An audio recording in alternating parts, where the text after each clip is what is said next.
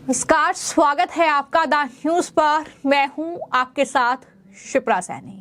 Bollywood actor Amitabh Bachchan एक बार फिर से अयोध्या पहुंचे हैं, जहां उन्होंने राम मंदिर में रामलला के दर्शन किए हैं। ये तस्वीरें सामने आई हैं जब राम मंदिर में रामलला के दर्शन करते हुए अमिताभ बच्चन हाथ जोड़कर खड़े हुए हैं और साथ ही आसपास उनके सिक्योरिटी नजर आ रही है। तो दूसरी बड़ी खबर भी बॉलीवुड से है, जहां पर फिल्म आर्टिकल 370 का ट्रेलर रिलीज हो चुका है और उसमें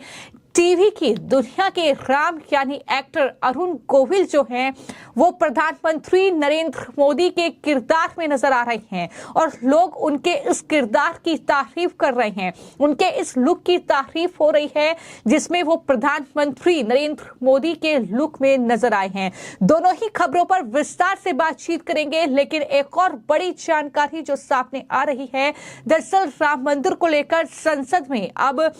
धन्यवाद प्रस्ताव जो है वो सरकार लाने की तैयारी कर चुकी है और कल संसद में ये धन्यवाद प्रस्ताव जो है राम मंदिर पर लाया जाएगा और जाहिर तौर पर व्हिप जारी किया गया है दोनों ही सदनों में।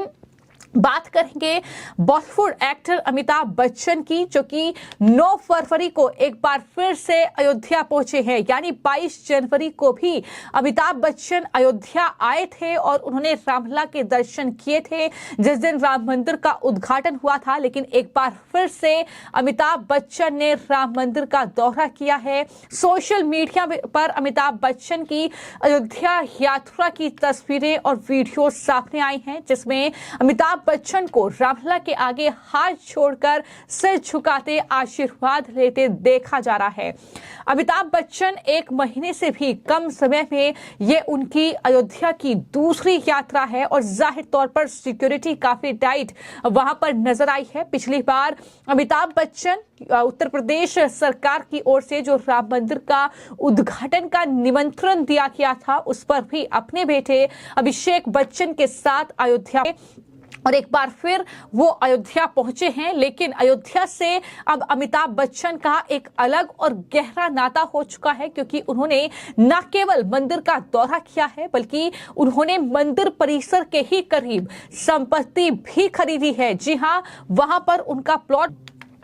और उसकी जानकारी भी हमने आपको दी थी कि अमिताभ बच्चन ने अयोध्या में दरअसल जमीन का एक प्लॉट खरीदा है। तो इस तरीके से अमिताभ बच्चन का एक गहरा नाता अब अयोध्या से हो चुका है और ये दूसरा मौका है एक महीने के भीतर जब अमिताभ बच्चन दूसरी बार अयोध्या पहुंचे हैं और दूसरी बार उन्होंने रामलला के दर्शन किए हैं। ये तस्वीरें सोशल मीडिया पर छाई हुई है, जहां पर लोग जमकर इन तस्वीरों की तारीफ करते नजर आ रहे हैं। लेकिन वहीं पर बात की जाए फिल्म आर्टिकल 370 की, जिसमें यामी गौतम एनआईए के एक ऑफिसर के किरदार में नजर आ रही है और जिस तरीके से ये फिल्म बनाई गई है, इस फिल्म का ट्रेलर रिलीज हुआ है, लोग काफी पसंद। लेकिन इसी फिल्म में रामायण के जो एक्टर हैं अरुण गोविल, दरअसल वो दिखाई देंगे और वो भी प्रधानमंत्री नरेंद्र मोदी के किरदार में पहला लुक है जिसने फैंस को काफी खुश किया है, लेकिन काफी चौंकाया भी है, क्योंकि जब आप देखेंगे तो जाहिर तौर पर अपनी आंखों पर यकीन नहीं कर पाएंगे कि किस तरीके से अरुण गोविल ने पीएम मोदी का ये किरदार निभाया है। टेलीविजन पर भगवान राम का रोल करने के बाद अब अरुण गोविल फिल्म में अपने लुक और परफॉर्मेंस से फैंस का इम्प्रेस करने के लिए पूरी तरीके से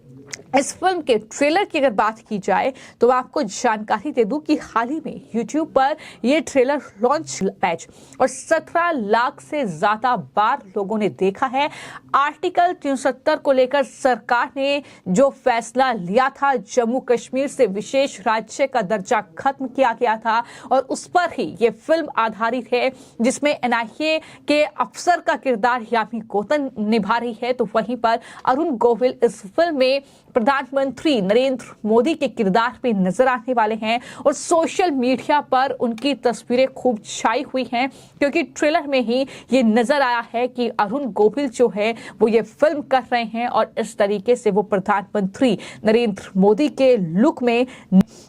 हालांकि ट्रेलर लोगों को काफी पसंद आ रहा है, तो ऐसे में उम्मीद की जा रही है कि जब 23 फरवरी को ये फिल्म रिलीज होगी तो जाहिर तौर पर इस फिल्म को भी पसंद,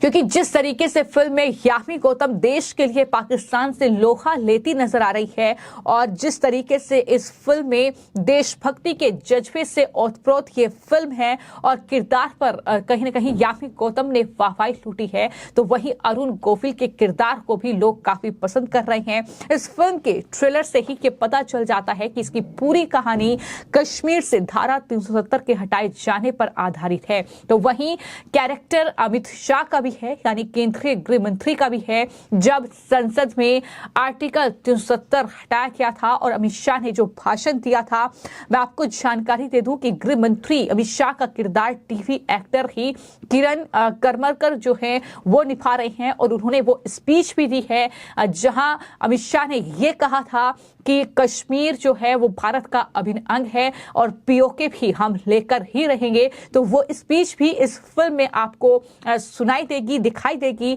और कहीं ना कहीं ये फिल्म जिस तरीके से 23 फरवरी को रिलीज होने के लिए तैयार है, लेकिन उससे पहले ट्रेलर है,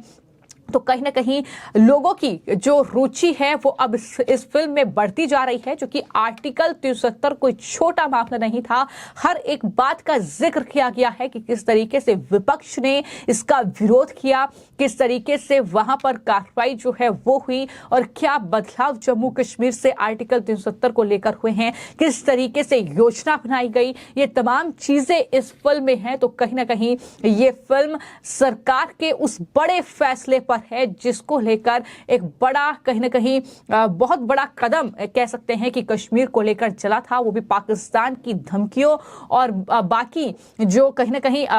धमकियां सरकार को मिली थी उन्हें नजरअंदाज करते हुए जो कश्मीर को लेकर फैसला था उस पर यह फिल्म बनी है। और यामी गौतम इस फिल्म में जो है मेन लीड में है। लेकिन पैच प्रधानमंत्री नरेंद्र मोदी, चूंकि उनकी सरकार में यह फैसला लिया गया, तो ऐसे में उनका किरदार अरुण गोविल निभा रहे हैं और उस किरदार को लोग काफी पसंद कर रहे हैं। और कुछ लोग तो ये भी कह रहे हैं कि टीवी धारावाहिक से हटकर, यानी भगवान राम के किरदार से हटकर कुछ तो अलग अरुण गोविल ने करके दिखाया है और कहीं ना कहीं बखूबी तरीके से एक्टिंग करते हुए वो नजर आ रहे हैं। तो लोग उनकी इस एक्टिंग को काफी पसंद कर रहे हैं। हालांकि इंतजार इस फिल्म की रिलीज का है, लेकिन